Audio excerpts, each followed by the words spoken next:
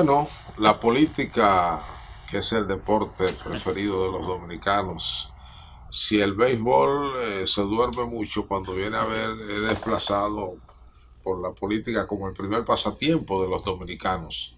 Y hoy vamos a hablar de política porque realmente la política está en primer plano a propósito del diálogo, como lo hemos llamado, el diálogo de las 12 reformas, que ahora son 13, es decir, el diálogo de las 13 reformas, para distinguirlo de aquel diálogo nacional que promovió el entonces presidente Leonel Fernández.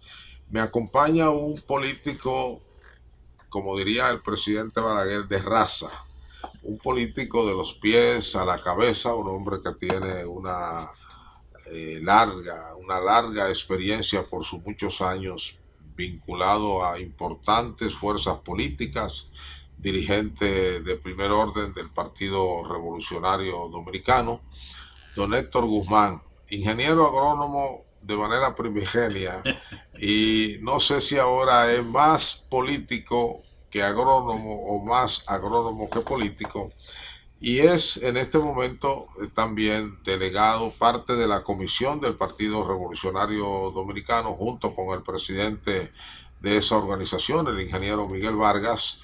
Ellos dos forman parte principal de la delegación ante la comunidad del diálogo de las 13 reformas.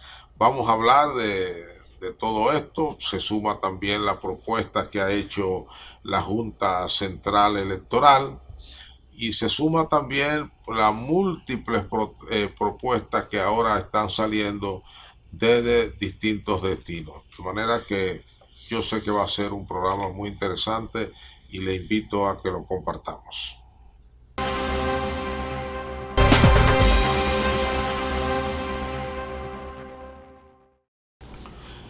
Ingeniero Héctor Guzmán, muchas gracias. Usted, bueno, siempre con una sonrisa a flor de labio, ¿no? Parece que la vida le sonríe también.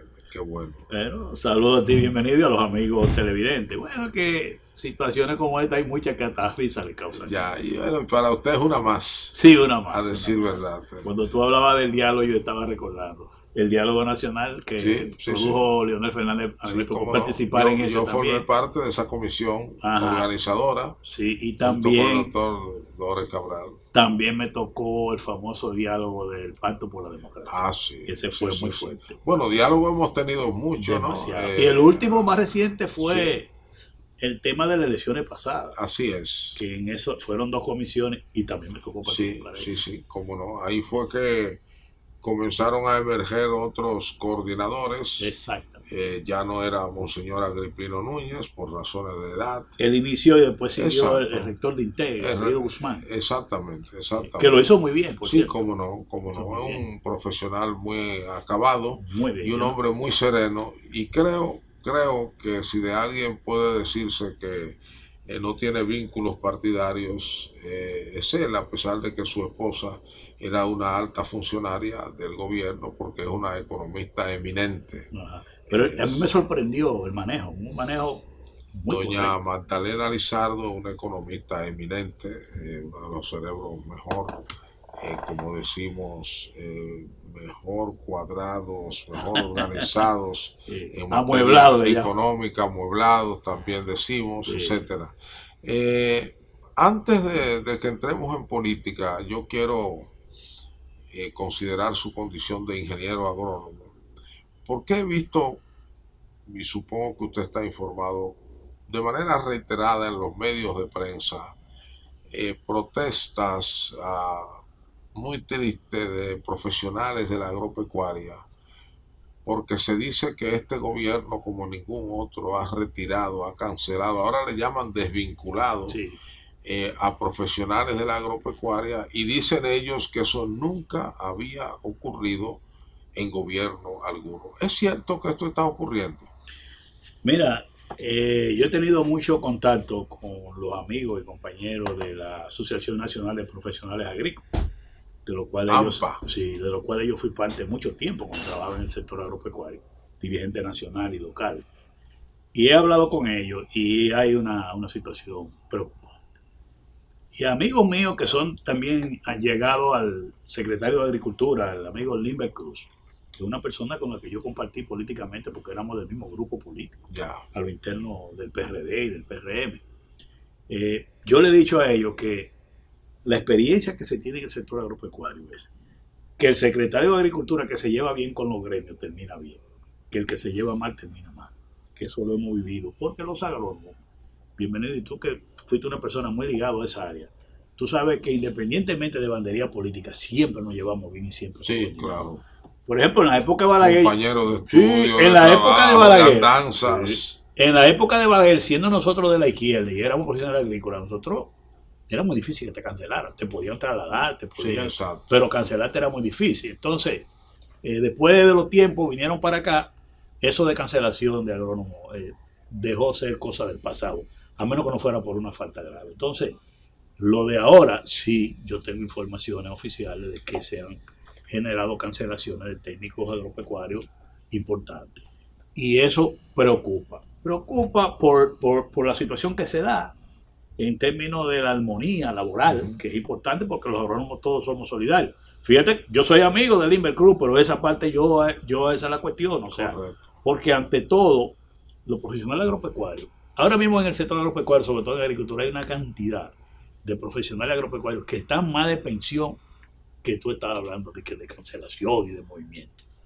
Pero lo que pasa es que parece que el equipo que ha llegado con el amigo Limber Cruz ahí no tiene la experiencia ni tiene los conocimientos de cómo se maneja eso ahí.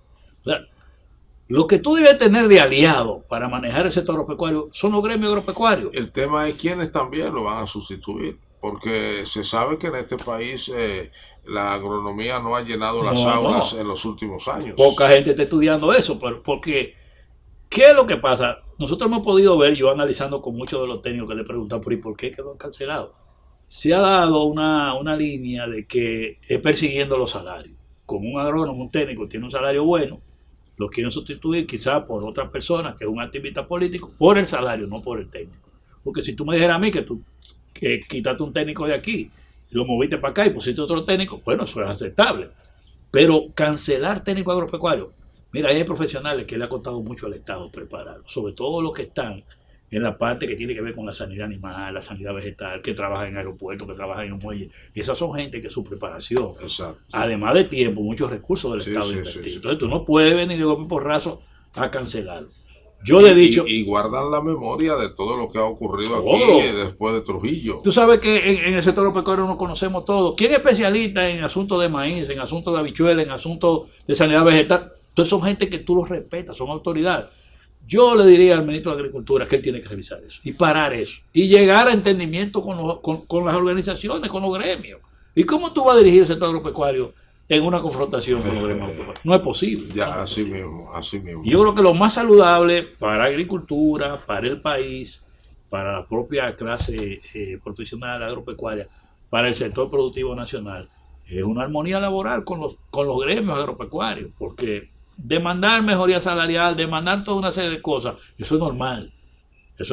Ahora, las condiciones de trabajo de los agrónomos, bienvenido, tú sabes bien en los tiempos que tú estabas muy ligado al sector agropecuario, las condiciones de trabajo eran muy diferentes. A mí me tocó ser desde agente de crédito, agente de área, extensionista, encargado de una zona agrícola, hasta llegar a ser de un departamento nacional. Y un profesional agropecuario era una autoridad. Exacto. Porque tenía poder de decisión. O sea, tú podías ser determinante en el financiamiento. Tú podías ser determinante en conseguirle semillas y preparar tierra a un productor. Pero ahora los profesionales agropecuarios parece que pueden estar fuera del campo y no pasar nada. Bueno, y eso es grave. Ya el campo hablará entonces y lo veremos en la producción. Sí. Las enfermedades. Sí, porque a veces te hablan. La falta de transferencia de prácticas culturales, como dicen ustedes. Sí, porque es que te podrán decir ahorita, mira que la producción. Sí, pero ¿y la participación del Estado en esa producción? ¿Cuál ha sido?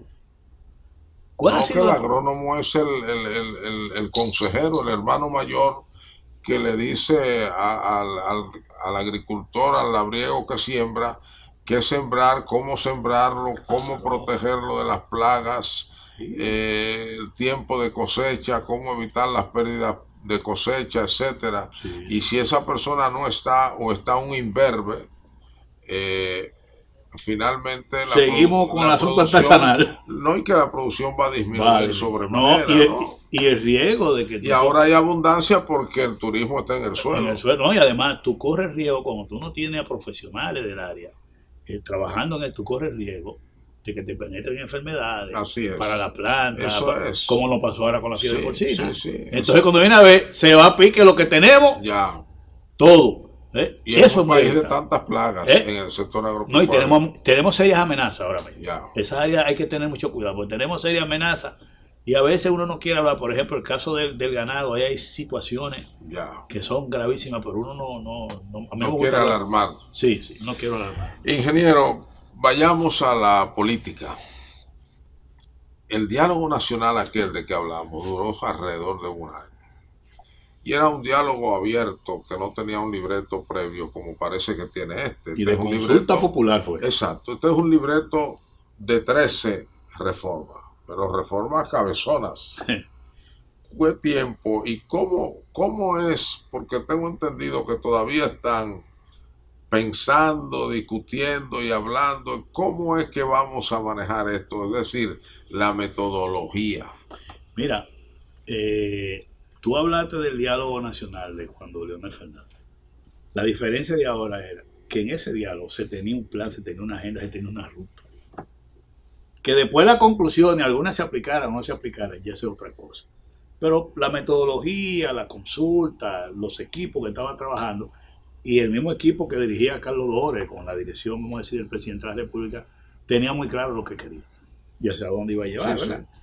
Pero ahora, a mí que tengo la experiencia de haber participado en muchos diálogos, muchos de ellos por situaciones de presión, de situaciones originales en el momento, porque a veces, cuando son en medio de la crisis, como que los diálogos son más efectivos.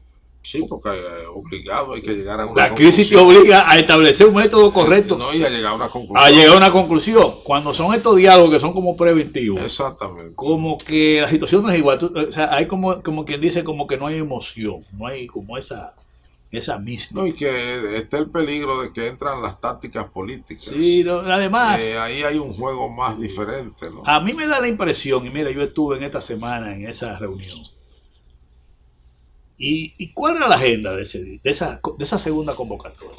La agenda tenía 2 puntos claros, 3 puntos. Era que el gobierno debía presentar los proyectos de reforma. Exacto. Porque del anterior se le dijo, si usted no nos presenta los proyectos, no sabemos. Usted ha convocado a todos los que estamos aquí, pero tiene que decirnos de qué vamos a hablar. ¿Y cuál es su propuesta? Sí, exactamente. Entonces se le pidió que llevaran por escrito su propuesta. Bueno, ahora volvimos y pusimos ese punto y le llamaban a eso perfiles de los proyectos, de la reforma. Perfiles de la reforma, por lo menos que te llevaran los perfiles de cada una de las reformas. Bueno, cuando el presidente habla y hablan los representantes del gobierno, lo que te dicen es que tienen un índice de los temas y solamente de la reforma constitucional una especie de perfil. Único es lo que lleva el gobierno. Y quiere decir que ya el primer punto que habíamos acordado en la reunión anterior, si es a partir de ahí, la reunión no debió seguir. Porque... Además, algo muy extraño, comienzan por el tema más controversial. Ordinariamente en esos diálogos se comienza por los puntos donde hay más consenso. Claro. Previo. Sí, y otra cosa... Porque se conoce aquí conocemos las posiciones de todo el mundo. Cada cosa, claro. Pero además, tú sabes, primero eso, que habíamos quedado en que iban a presentarse todos los proyectos.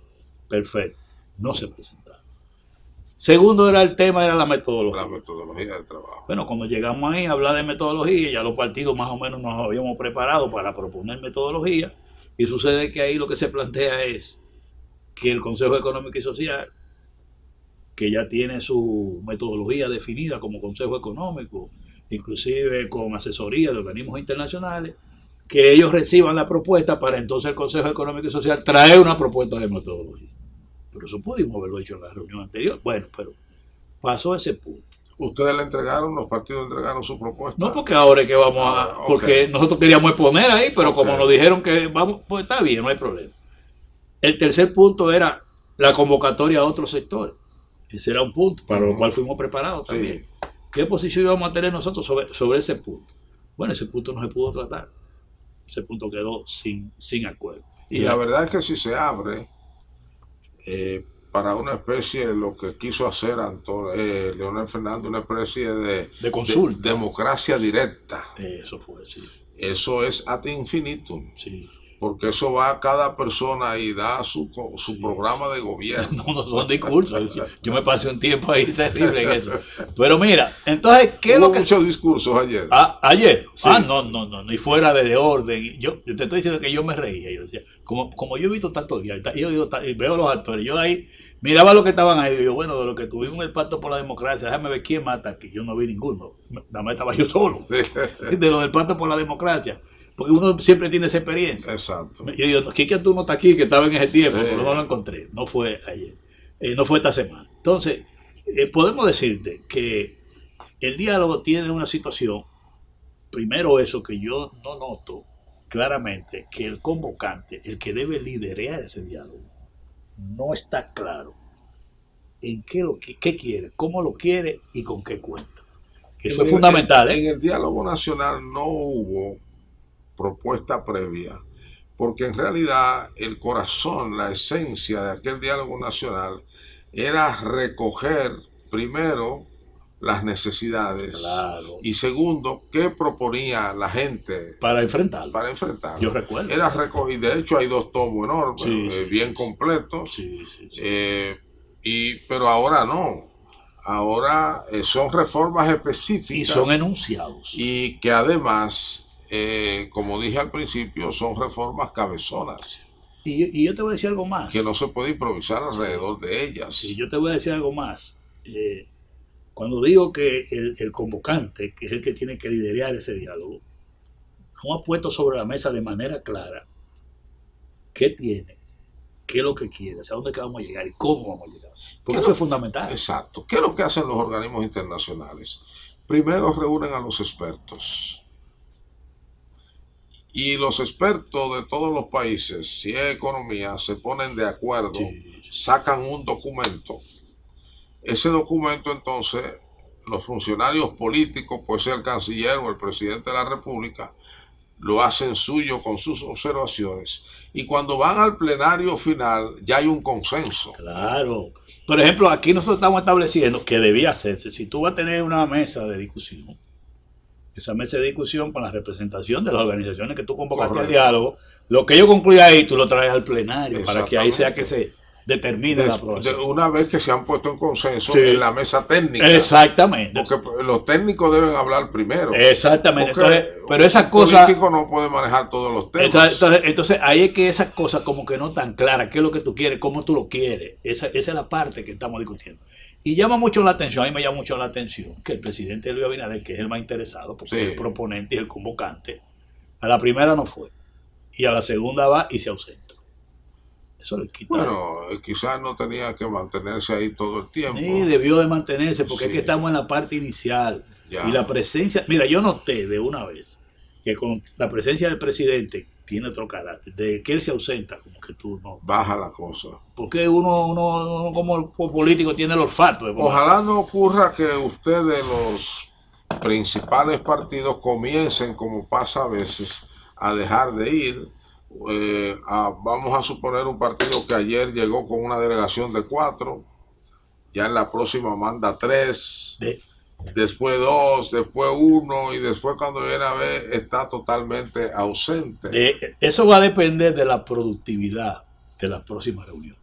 Va a depender. Pero ojalá, y esto es una sugerencia que hacemos, ojalá cada uno de esos temas sea previamente manejado por una mesa con representación. Me parece que es demasiado gente, pero sobre todo con representación de los partidos con fuerza congresional, y que sus técnicos en conversación permanente con sus jefes políticos todos se pongan de acuerdo y lleven entonces el documento de consenso vamos a decir, de los partidos, los empresarios hagan lo propio. Esa es la idea que nosotros cuando fuimos ayer teníamos, de que en cada mesa de discusión que hay un tema, nosotros íbamos a mandar el técnico de nosotros que domine ese tema. Exacto, con la orientación política de ustedes. Inclusive nosotros estamos planteando que sea un titular y un suplente. ¿Por qué? Para que haya garantía de permanencia en el desarrollo del trabajo.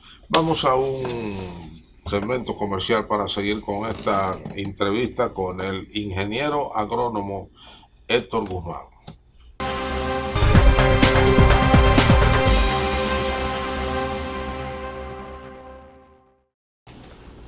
Ingeniero Héctor Guzmán, sí hay otra propuesta que la que sí creo que los partidos han estado trabajando, que es la de la Junta Central Electoral.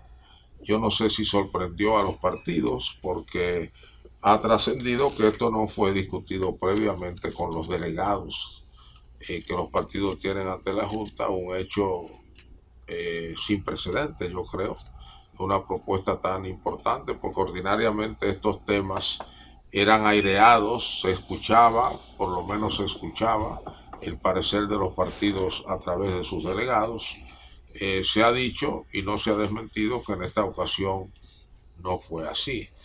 ¿Qué le parece en general, antes de que entremos en las particularidades, esta propuesta? Mira, nosotros habíamos visitado a los miembros del Pleno de la actual Junta Central Electoral desde el año pasado. Y nos habían hablado de eso, y nosotros mismos como partido lo habíamos sugerido, que como ya teníamos la experiencia viva de las elecciones pasadas, y la política es dinámica, correcto, que era el mejor momento para uno ver la ley de partido y la ley electoral, para con la experiencia del proceso pasado, las correcciones que había que hacerlas, y las que estaban bien, consolidarlas. A tiempo. Sí, porque teníamos la vivencia, exacto, de ese proceso. Y sin tener unas elecciones, sí, al doblar de la esquina. Y en un tiempo tranquilo, sin presión. Bueno, de ahí en adelante la propia Junta comienza a hablar de un proyecto de reforma. Y ellos dijeron que lo iban a consultar con los partidos, pero ellos decidieron hacer una propuesta y después que hicieron su propuesta, con los técnicos de ellos, entregársela a los partidos para que la revisemos y ese tipo de cosas. Nosotros la recibimos, todos los partidos. Pero ya estaba anunciada, ¿no? Sí, no, ellos dijeron que la iban a entregar. Entonces, nosotros, está bien. Incluso la consignaron en un libro. Esa es la propuesta de ellos. Nosotros creemos así, de manera general, yo lo estuve viendo. Para mí que es una propuesta que está hecha desde el punto de vista de la óptica de ese pleno, no de la Junta, porque la Junta, vamos a decir, la Junta es lo permanente, pero el pleno es el cambiante. Exacto. Cada pleno siempre ha tenido una opinión diferente. Por ejemplo, la otra iniciativa electoral y de partido era del pleno de Roberto Rosario. Exacto. Y después la reintrodujo nueva vez el pleno que dirigía Cataño Guzmán. Y tú veías que hacían críticas y cuando llevaban el proyecto otra vez dejaban la cosa igualita. O sea, era como que no se ponía a dedicarse a revisar ni la iniciativa anterior, devolvían y la llevaban igual. Pero bien, este pleno ha hecho su iniciativa, porque tiene también facultad de ley para poder hacer iniciativas de tipo congresional, y han hecho eso, es decir, una propuesta más. Cuando yo la veo ahí, yo digo que es una basada, dice, buena parte está basada en normativas que han llegado por vía de sentencias. Sí, claro. Tanto el Tribunal Constitucional como el Tribunal Superior Electoral. Sí, ya eso es porque ya eso se aplicó así, inclusive el Tribunal Constitucional tuvo una serie de decisiones. Bueno, y ellos lo creen válido además. Claro, y ya eso es parte de la ley, porque ya hay sentencia. Y eso no, en eso estamos todos de acuerdo. Pero es rectificable una sentencia por otra. Bueno, pero nadie recurrió cuando el tribunal lo hizo. Entonces, ¿qué pasa? Cuando yo la veo ahí, lo veo que es una propuesta acomodada al pleno actual. Ok. ¿Qué ejemplo ¿En qué sentido? ¿Acomodada acomodada? ¿Qué quiere decir que expresa su visión? Su visión, pero acomodada a ellos. De cómo debe ser el sistema de partido, pero acomodada ¿en qué sentido? Por ejemplo, yo pongo una iniciativa que está ahí que es acomodada. La primaria de los partidos. Primarias de los partidos. Que se obliga a la Junta a organizar la primaria. Ahora. Ellos plantean en la ley actual, ellos plantean que eso se elimine. Que se deja la facultad de los partidos, ese tipo de cosas. ¿A usted no le gusta eso? No, ¿por qué? Nosotros llegamos a la conclusión de que la Junta intervenga, que dirija los procesos de escogencia de candidatos de los partidos, porque es que en los partidos no hay árbitro confiable. Pero a mí me parecía, yo no tenía, digamos, una opinión acabada, pero siempre veía con sospecha el que las manos largas del gobierno a través de la Junta estuviera inmiscuido en los otros partidos y que además se obligara a los partidos a tener como una táctica única. Yo pienso que un partido debe tener muchas posibilidades de cómo elegir. Sí, pero la ley le da la posibilidad, le da varias modalidades. Sí, la ley anterior. Le da varias modalidades, pero un partido que decida escoger una primaria abierta, como es un proceso donde vota prácticamente... Pero los partidos tienen que madurar. Hay quienes usan padrón abierto y hay quienes usan padrón cerrado. Correcto. Entonces, ¿qué sucede? La experiencia de este proceso pasado demostró que la intervención de la Junta es más favorable que desfavorable. A mí me parece que el padrón abierto es una herejía política. Pero eso tiene la opción, porque lo que se quiso dejar es la opción de que tú pudieras coger o padrón abierto o cerrado, porque cada quien tiene su estrategia. ¿Por qué algunos partidos utilizan el padrón abierto? Porque entienden que en un momento que un partido tiene popularidad, cuando un simpatizante de un elector es capaz de ir a votar por un candidato en un proceso interno, eso puede comprometer a ese elector a que en elecciones lo haga de nuevo por ese candidato. Esa es una de las ópticas por lo cual hay partidos que establecen como preferencia la votación de primaria. Pero le quita al partido la esencia de ser una comunidad compacta y homogénea. Bueno, porque para eso tú tienes los procesos internos de dirección partidaria, que ya ese sí tú lo manejas con tu militante, con tu padrón propio. Pero como tú vas a llevar candidatos a cargos electivos que mañana van a ser sometidos al baloteo del elector, cuando tú haces una primaria abierta y le das esa posibilidad a cualquier elector que vote, eso tiene una ventaja. Pero eso lo va a determinar cada partido en su momento, porque para eso los partidos hacen investigaciones y definen una estrategia. ¿Y usted no cree que es válido que se le diga a un partido implícitamente: crece, sé maduro, sé organizado hasta que tengas capacidad para celebrar tus propias primarias? Yo creo que a esa meta debemos llegar, pero la práctica nos ha demostrado que actualmente en los partidos, la práctica, no hay árbitro confiable.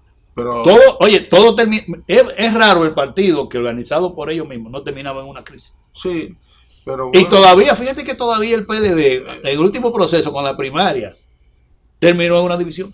Pero bueno, si los partidos están en ese estadio de desarrollo, hay que dejarlos. Pero que se dividan y que sean débiles y que gane el que tenga más capacidad pero también, de organización. Pero lo que pasa es que, bienvenido, nosotros también tenemos que, como parte de contribuir al sistema de partidos, toda fórmula que contribuya a que los partidos no se dividan, tú tienes que propiciarla. Y cuando nosotros duramos 14 años discutiendo esos temas, llegamos a la conclusión la mayoría: oye, vamos a buscar una manera de que la Junta sea que arbitre los procesos. Por ejemplo, una vez, hace muchos años, yo le entregué a doña Milagros lo que era una novedad en ese entonces, que eran las primarias del PSOE en España, que la celebraba por primera vez.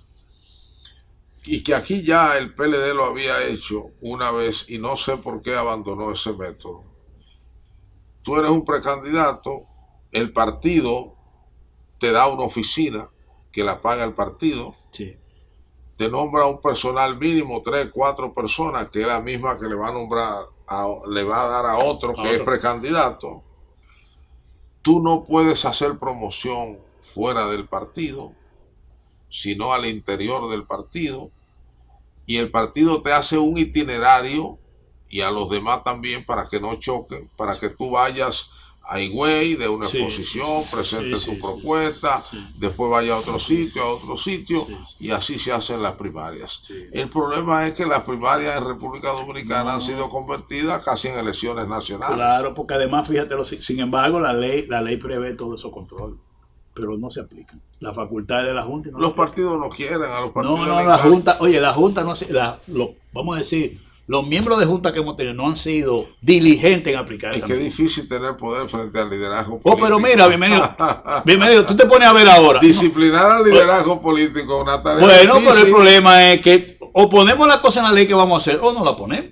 Ahora, úsala, y si te da dificultad, entonces, pero abandona. Pero hay que aplicarlo. Por ejemplo, ahora mismo, ¿cuánta gente no hay en la calle que son aspirantes a candidatos presidenciales? Ahora mismo, que tú lo oyes de diferentes partidos. No de uno, no, de diferentes. Y tú te vas en las redes y ves promoción de gente aspirando hasta cargo electivo de diputados y cosas de eso. Tú lo ves. ¿Y qué dice la ley? ¿Qué dice la ley de partidos sobre los procesos internos? Que en julio del 2023, julio del 2023, hasta octubre del 2023 es que tú puedas hacer pre-campaña. Bueno, ya el PLD la empezó, sin duda. Sí, ¿verdad? No, Sí, pero eso es abierto. El PLD la empezó. Y yo lo digo para todos los Y partidos. la Junta no se atreve a decir nada. Y la ley le dice a la Junta que tiene la facultad de aplicar eso. El tema es que Mira la gravedad. La Junta no tiene instrumentos. Sí, yo lo entiendo. Para Lo que pasa es que no se atreven a hacerlo porque le falta. Yo lo digo claramente. Usted tiene una ley y usted la aplica o deje eso. Porque mira, bienvenido. La ley te dice claramente que cualquier persona que se dedique a hacer campaña fuera de la época, fuera del periodo de la pre-campaña, usted puede declarar inadmisible esa candidatura. No aceptarla. ¿Y qué más tú quieres para la ley? ¿Qué es eso? Yo te notifico. Como Junta te digo, mire hermano, le aplico la ley. Ingeniero, usted es un hombre de partido. Y usted sabe que la Junta ni sanciona a un partido en el poder, ni sanciona a un partido que tiene vocación de poder. Pero entonces ahí es que tenemos el problema. No podemos si sanciona el partido de poder, el dinero no le llega a tiempo. ¿Tú sabes cuál es mi opinión de este proyecto, de toda esta iniciativa ahora? Lo que estamos discutiendo tú y yo ahora mismo. ¿Tú sabes lo que yo he dicho de eso? Yo me pasé 14 años en esa discusión de la ley electoral del partido anterior. Sí. 14 años. Ya. Activo ahí adentro. Yo me la sabía ya de memoria, los artículos, los párrafos. Cuando se quedaron 2 párrafos fuera, yo dije, se le quedó el párrafo de la proclama. Y dije, ¿cómo va a ser? Cuando lo revisan, verdad, se le quedó, pues yo no lo sabía. Y era simplemente tranquilo. Sí. Y el párrafo, y la parte que se quedó donde el gobierno tiene que aportar el 5% del presupuesto, se quedó fuera eso. Y por eso ahora mismo, si el gobierno le da la gana de decir no hay un chele para el partido, no hay un chele. Sí. Entonces, ¿qué yo digo ahora con esto? Mira, bienvenido, lo que estamos hablando ahora. ¿Tú sabes qué digo yo? Si es para tener una ley bien bonita en el libro, no hagamos nada. ¿Tú sabes por qué? Yeah. Porque nosotros fuimos a estas elecciones con una ley de partido nueva, que no le teníamos totalmente antes. Nueva. Y con una ley electoral reformada, o sea, adecuada. Fuimos con las dos. Las elecciones fueron tan atípicas, tan extraordinarias, que no pudimos aplicar bien ninguna de las dos. Entonces nosotros ahora vamos a venir a reformar lo reformado. Y que no la pudimos aplicar. Y ahí se está hablando. Eso es un entretenimiento nacional. Óigame, hermano. Por eso ha propuesto 13 reformas. Pero tú me estás oyendo a mí, lo que yo estoy diciendo. Imagina que una potencia proponga 13 reformas. Pero se va no. Bienvenido. Oye lo que yo digo. Yo soy claro, yo soy honesto ante el país. Mi opinión práctica, yo no haría eso. Usted no favorece esta reforma. No, yo entro en lo que tú quieras, porque la política es dinámica, que hay que revisar, yo lo reviso ahora. Pero honestamente. Pero el experimentado político que es Héctor Guzmán, sí. Y dado su conocimiento del tema electoral, nos recomendaría para estas elecciones proponer estas reformas. Yo diría que la Junta no necesita eso para organizar una buena elección. No la necesita. Y yo diría más por qué. Dejemos que se aplique. Ni siquiera en el aspecto del financiamiento. Ni siquiera. Yo quiero que me digan qué elemento nuevo tú vas a poner ahí que no esté en la ley actual. ¿Qué elemento nuevo que contribuya a que va a mejorar la cosa? Un elemento nuevo que contribuya. Porque hay muchísimos elementos que tú puedes ponerlo nuevo y se pueden aplicar de manera administrativa. Pero hay asuntos más explícitos aquí, como el financiamiento. Habla de que bajar el tope, lo que es al revés. Mira. ¿Usted quiere subir el tope? No es subir. El problema de las campañas no son los topes, son los controles. Lo que hace bajar el tope es los controles. ¿Pero quién controla? Pero la ley le da... ¿Quién controla lo que gasta un político? O la ley le da facultad a la Junta Central Electoral, esa ley de partido le da, y la ley electoral... Pero que hay 1003 maneras de violentar eso, y formalmente aparecer como que sí, que usted está cumpliendo la ley. Ahora, pero yo te puedo decir, mira, cuando los partidos internamente queremos controlar a los candidatos, lo controlamos. Oye bien, con los estatutos, si la Junta quiere controlar el financiamiento de los candidatos, porque una cosa es financiamiento de los partidos, pero tenemos que diferenciar que reciben el financiamiento público, vamos a decir, de los fondos del Estado, y otra cosa es el financiamiento de los candidatos. Sí. Que ahí es donde la cosa, la puerca tuerce el rabo ahí, porque lo que los partidos gastan, eso está claro. Sí, pero usted sabe que no debería haber. Lo segundo es una herejía política. Sí. Debería ser los partidos, no los candidatos de manera individual. Ahí volvemos a la vieja tesis que no es de Euclides sino de Osvaldo Santana, no, pero, de que cada partido es una federación de partidos. No, pero tú un candidato que se aprueba una candidatura y que el partido la inscribe, ya a partir de ahí ese candidato oye, ese candidato para que le apruebe la Junta esa candidatura tiene que presentar un presupuesto de su campaña. Correcto. Oye bien, sí. Ya por ahí yo te puedo medir como Junta tu gasto. Tú me presentaste un presupuesto, candidato a senador, tú vas a gastar 10 millones de pesos. Pero el asunto, ¿cuáles son las fuentes nutricias de ese presupuesto? La Junta puede, cómo. En las democracias funcionales, no es verdad que el candidato de manera individual va a recibir un dinero que no va a pasar al partido. Sí, pero eso es verdad. Usted sabe que aquí eso ocurre. Sí, no, los partidos. Y le es un poco difícil a los partidos y a la Junta manejar eso. No, bienvenido, mira, ¿sabes qué hace? La Junta tiene, oye bien, establecido en los procedimientos de la ley. Cada cheque que le dé a un candidato, tú tienes que llenar una ficha de contribución. Pregunta quién la llenó. ¿Quién? ¿El empresario? El que lo dé los cuantos. Pero ¿quién? Eso te la ley, ¿quién lo llenó ahora? Lo primero que le dicen a usted en la Junta y donde quiere es que no tienen personal para darle seguimiento a todo eso. No. Ajá, pero tú corres riesgo que te anulen tu candidatura. ¿A qué lo haces? Pero aquí hay un procurador que acaba de confesar que él conocía todo eso del narcotráfico, pero que él pensaba que eso era de la de él y correspondía a la de él. El territorio nacional es capaz de hacer esa confesión y querer ser presidente de la República, por favor. Lo que pasa es que él no dijo la verdad completa. ¿Cuál es la verdad Lo que pasa es que hay cosas de Estado que si tú la dices, entonces ayudan al crimen, uno no lo puede decir. Sí. Porque hay cosas muy de Estado que uno no la dice públicamente porque entonces ayudan al crimen, entonces a los delincuentes, eso uno no debe decirlo. Hay cosas de Estado que uno se lo lleva a la tumba. Porque si lo digo, ayudan al delincuente. Pero él sabe a qué yo me refiero. En otros sitios dejan eso escrito y cada cierto tiempo se desclasifica. Sí. Bueno, habrá que hacerlo. Aquí el silencio ayuda.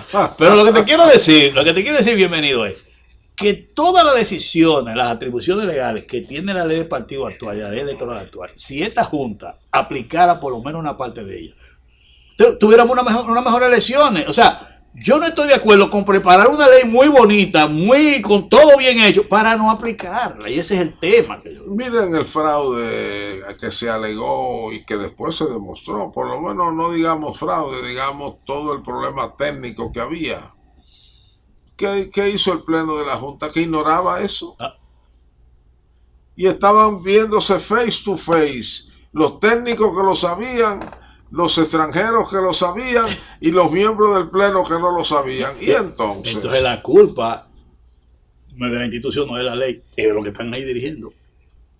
Es que mira, bienvenido. ¿Y por qué eso es transversal a todos? A todos, bien, porque ¿tú sabes de qué entra todo eso?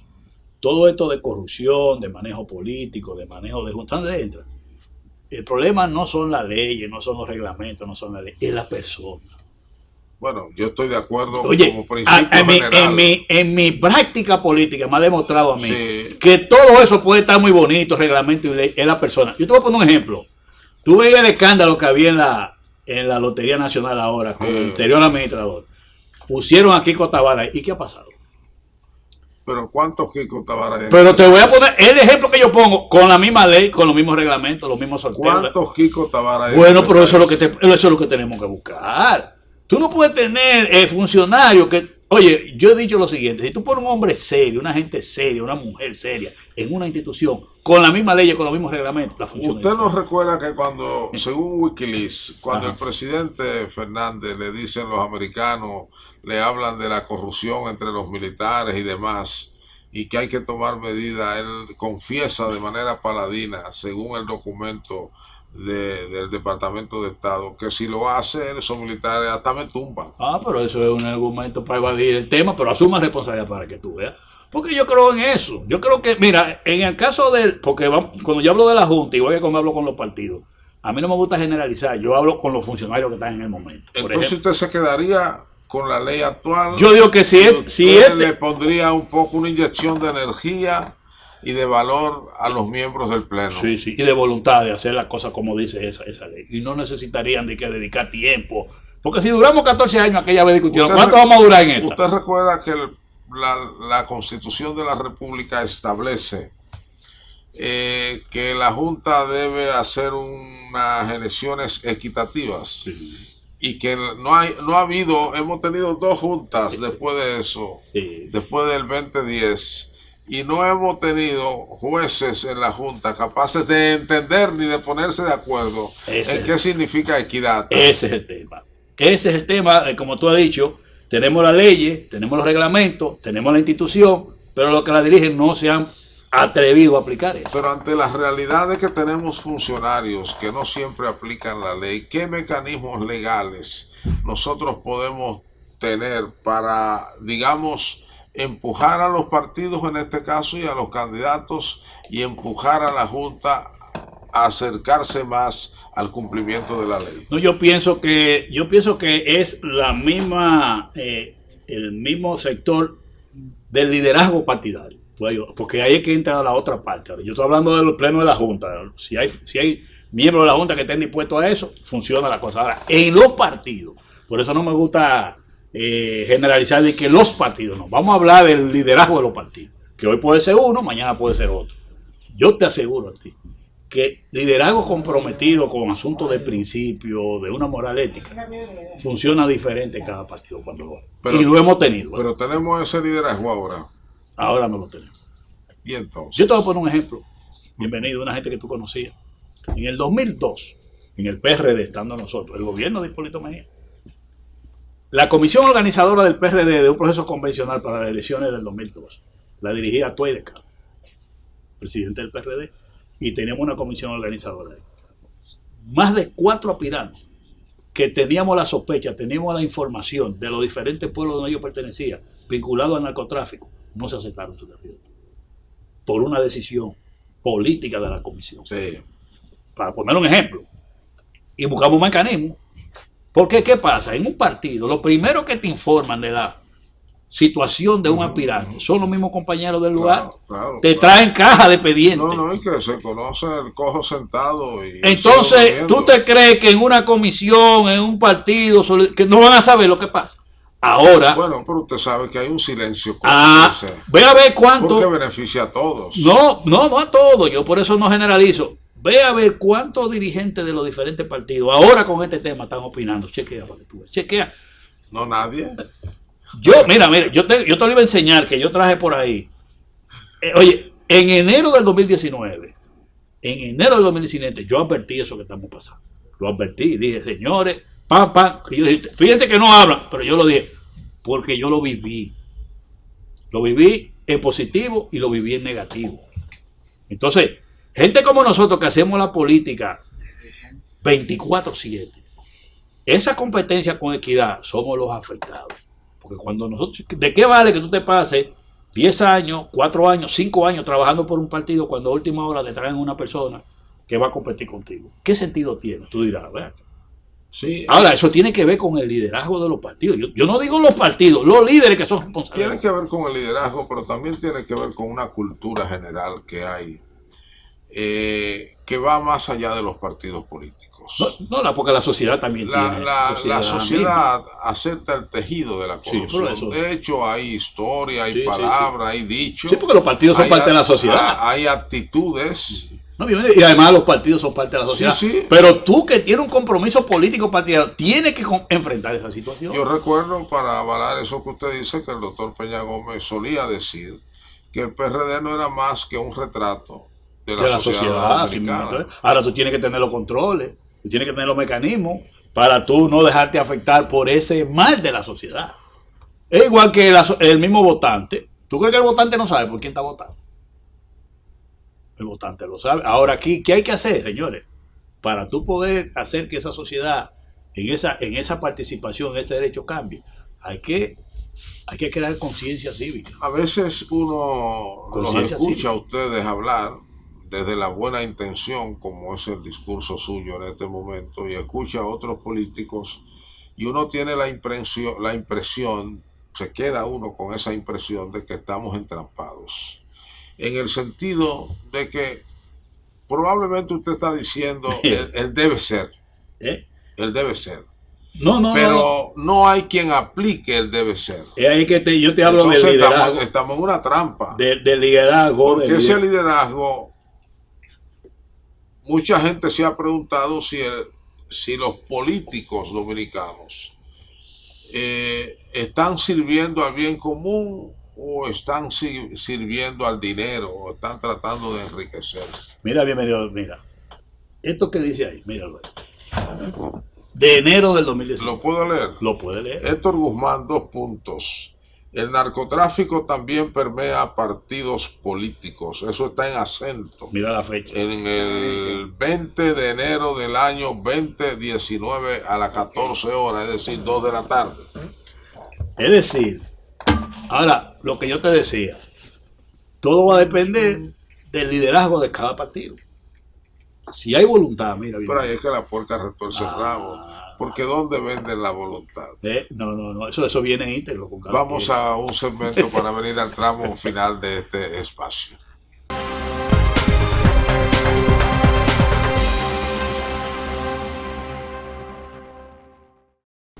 Ingeniero Héctor Guzmán, venimos al tramito final de este espacio.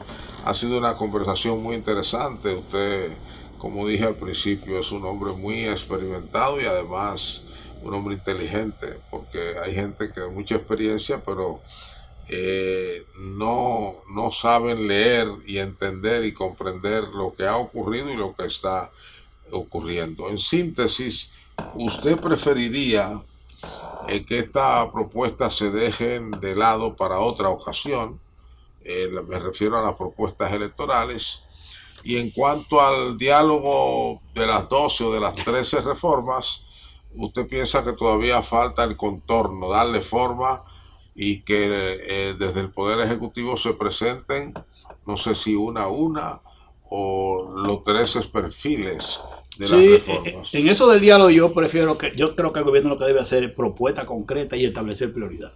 Porque 12, 3, ya va como por 15 reformas, porque hay algunas nuevas que sonaron en esta semana. Pero si tú tienes que establecer... Si dejan a cada cual proponer una... Vamos a terminar, ya tú sabes. Venga acá.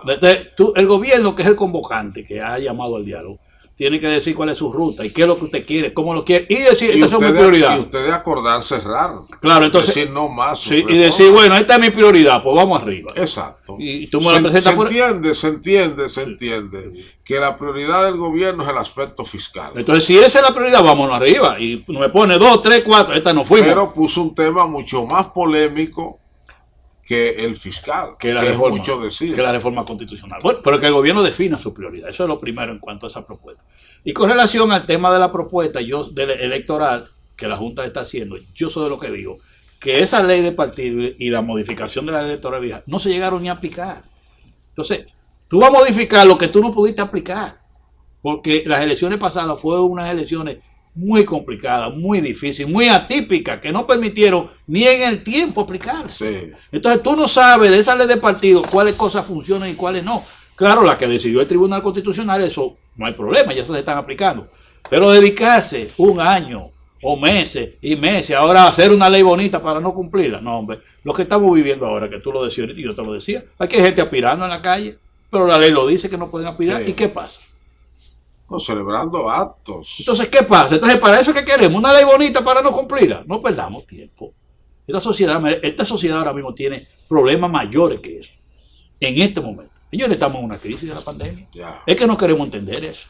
Yo siempre he dicho que uno de los problemas que tenemos ahora mismo con el actual gobierno... Bueno, la misma Junta pide dinero como si no tuviéramos... Oye, crisis. Yo soy de lo que digo, que el liderazgo nacional, desde el gobierno hasta el liderazgo político en gran parte, no hemos entendido que el país está en una crisis ocasionada por la pandemia y que se va agravando porque ahora tenemos el problema de la fiebre porcina africana, que eso afecta al país en términos de su manejo económico, de empleo. Oye, las encuestas que tenemos nosotros, para cerrarte ya, evidencian en toda la que tú hagas que este país está preocupado hondamente por alto costo de la vida, la inseguridad ciudadana y el problema del empleo. Ya. Y esto que estamos haciendo, ¿qué tiene que ver con eso? O sea, es una crisis que estamos, señores. Entonces, si estamos en una crisis, actuemos de acuerdo a la crisis. No perdamos tiempo en discusiones que no van a resolver. Ingeniero Héctor Guzmán, muchísimas gracias, gracias una vez más por acompañarme. Espero que me dejen las puertas abiertas para otras invitaciones, porque estos temas creo que van para largo, a no ser que el gobierno se dé cuenta que debe concentrarse en otras cosas, en otras tareas. Si quiere sus impuestos, que proponga una reforma fiscal y que se vayan al mismo tiempo, se sigan discutiendo una a una las otras reformas, y creo incluso que para ustedes los participantes sería mucho más cómodo, Claro. y mucho más razonable. Y sobre todo que a quien tenemos que darle respuesta es al pueblo dominicano, no es a nosotros. A ustedes gracias por igual, nos vemos en el próximo programa.